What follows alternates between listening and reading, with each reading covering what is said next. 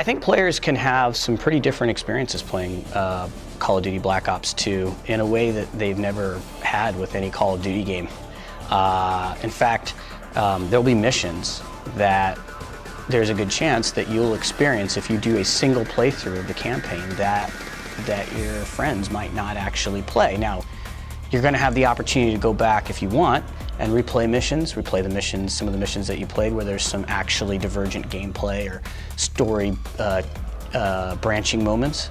But more so, there's actually missions that you just won't experience. There's going to be these Strike Force missions that we're introducing where there are these hotspots, these proxy wars, where as a Black Ops unit, you're going to actually have choice of the campaign structure of which one of these proxy wars to drop into after you get the intel drop. The game will progress from there.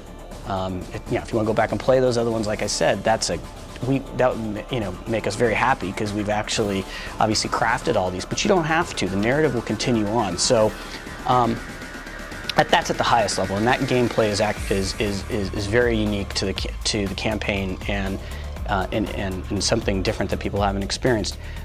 But the end of the story, the choices that you made along the way, some of the forks in the road that we've put in there, Call of Duty style, so real-time choices that are going on. It may be the case that your ending won't be the same as somebody else that you played. It very well might be the case. There's different narratives for each of the characters. There's narratives for the villain. There's narrative that is the geopolitical situation that's going on, and what happens, the choices that you make when you're playing the game will affect all of that. The way we're handling our choices, we're still crafting both outcomes. So we actually are able to create, compelling gameplay in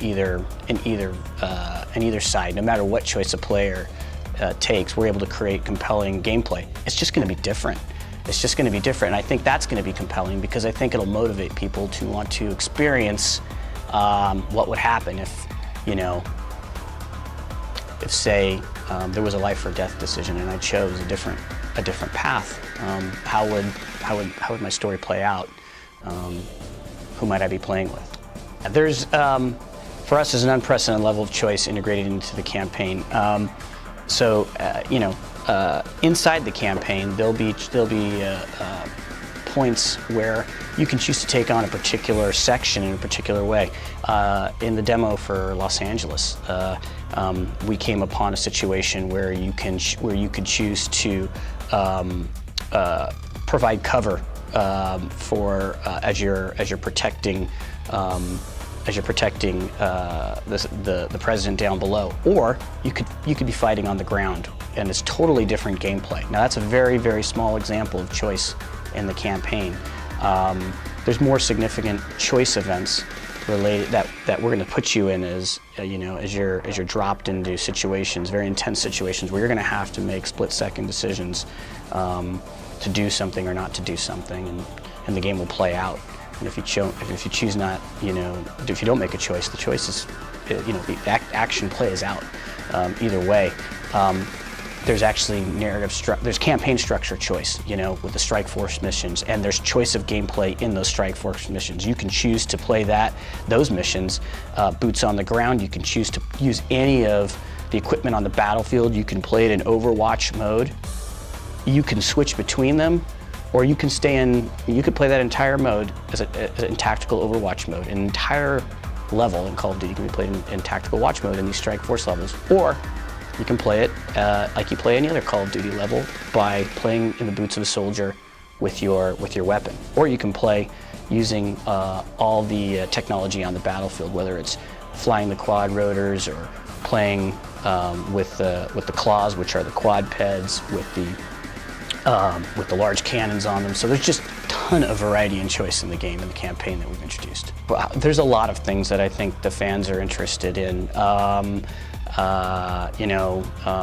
think that on the campaign side, fans have asked for more choice in the campaign. They've had some great scripted, cinematic, linear experiences in Call of Duty, but they would like to have some more, some more open gameplay. And that aligns with something that we wanted to do as creatives. So that was really nice. We've been making, and we still have a lot of those, great experiences, those wow experiences in store for everybody. But we also wanted to open up the campaign and create some non-linearity, both in the story, but also the gameplay.